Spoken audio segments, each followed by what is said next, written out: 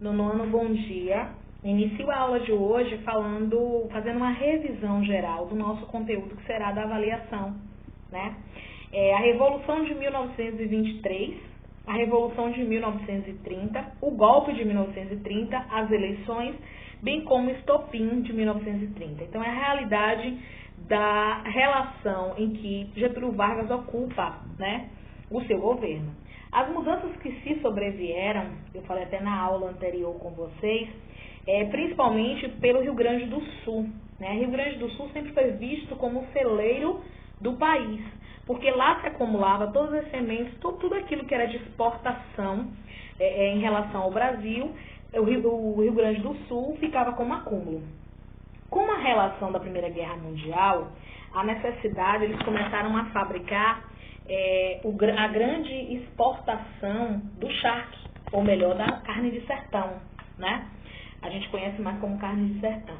E aí o Rio Grande do Sul começa a ser visionado economicamente. Cresce-se esse consumo, principalmente nos Estados Unidos, em relação ao consumo da carne, né, de charque. E eles começam a ser visionados. Com essa grande produção europeia, se organiza, né, a partir daí, uma drástica redução nos lucros das oligarquias em relação ao Sudeste. Então, o Rio Grande do Sul começa a crescer economicamente, a ser visualizado de uma forma diversa, e a partir daí, o Sudeste começa a ter perdas pela exportação do café. O café já não tinha tanto saída nesse momento. Esses grupos que se fazem ao combate no Rio Grande do Sul, que são os grupos que são organizados através daquele lenço vermelho ou branco, né, amarrado no pescoço, que até hoje é uma cultura, né, do gaúcho, esses grupos, satisfeitos com a política de Getúlio Vargas e aliados a Minas Gerais e a Paraíba, começaram a formar uma chamada Aliança Liberal, né, que seria as alianças para uma possível presidência em que Getúlio Vargas ocuparia em 1930. Mas era tudo destinado no papel, até porque já tinha os candidatos relacionados a ocupar. As elites do Rio Grandense tinham expectativa de que Getúlio Vargas à presidência, o Estado do Rio Grande do Sul passaria a ter uma posição central econômica do país, ou seja, deixaria de ser o celeiro do país e passaria a ter um papel importante no Brasil, economicamente falando.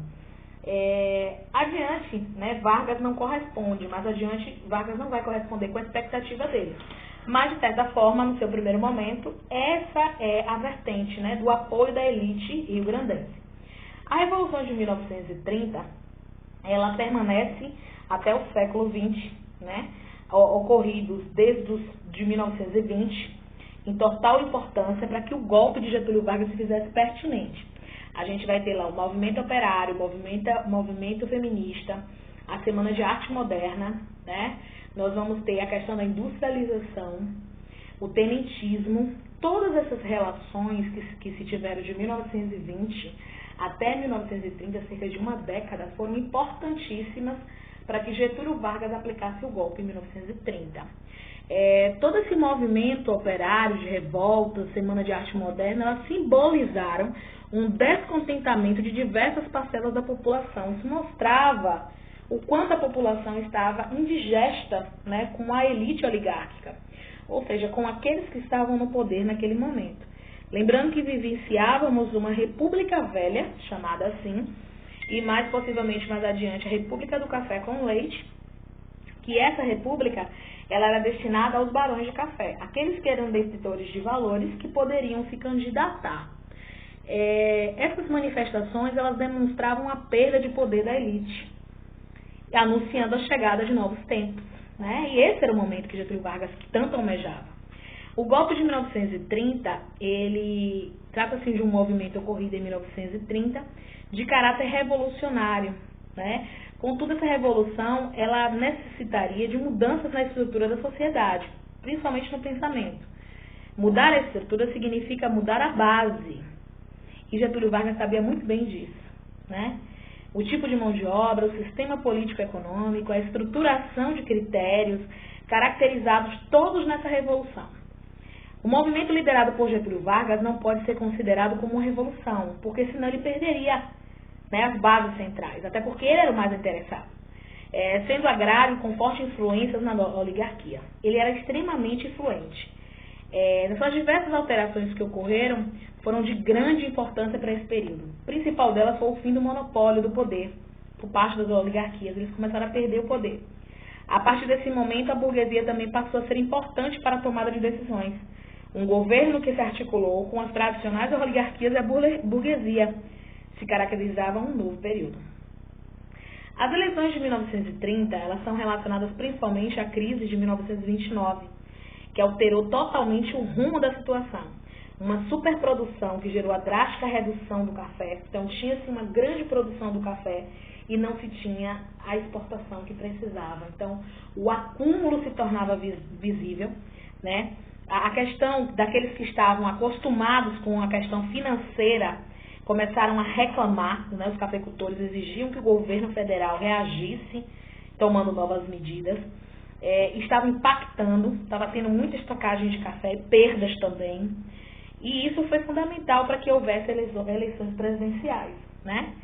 Com a discórdia entre elite e Washington Luiz, que foi indicado o governador de São Paulo, Júlio Prestes, para concorrer às eleições. Então, começou aquela guerrilha entre a elite e Washington Luiz, que era o governador de São Paulo. E aí eles começaram a indicar quem? Júlio Prestes, a ocupar.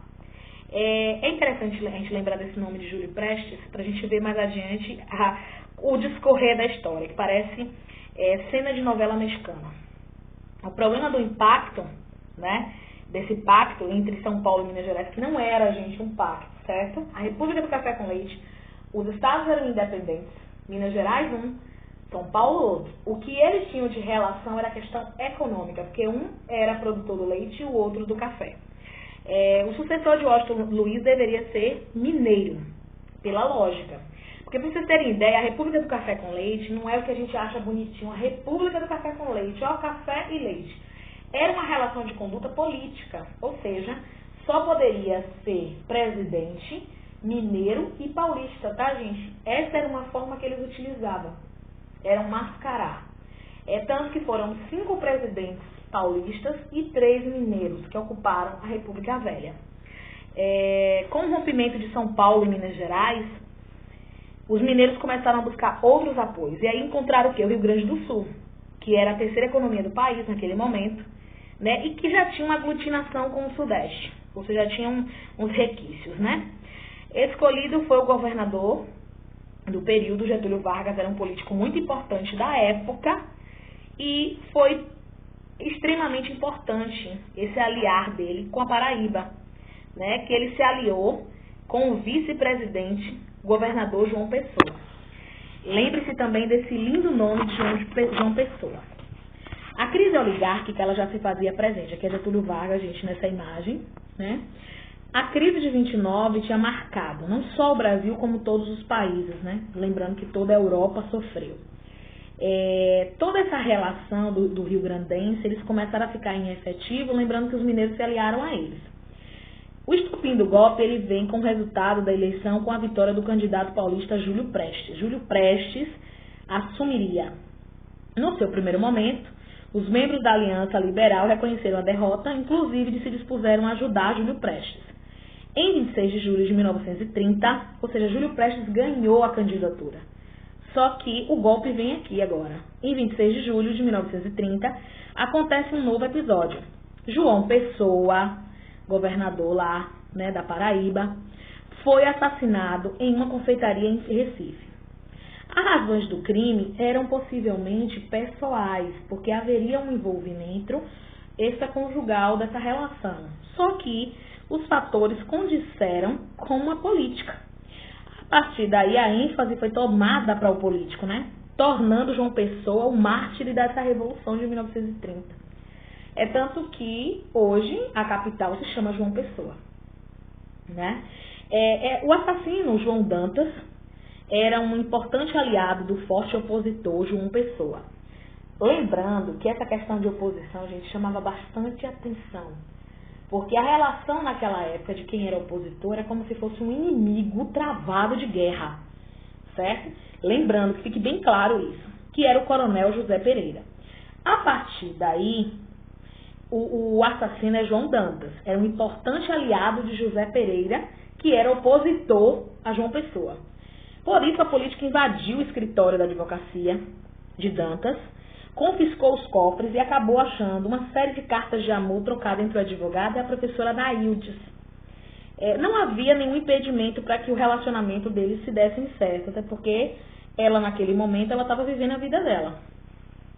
Mas o governante, o governo, através do jornal União, acusou Dantas de atos amorais citadas na carta.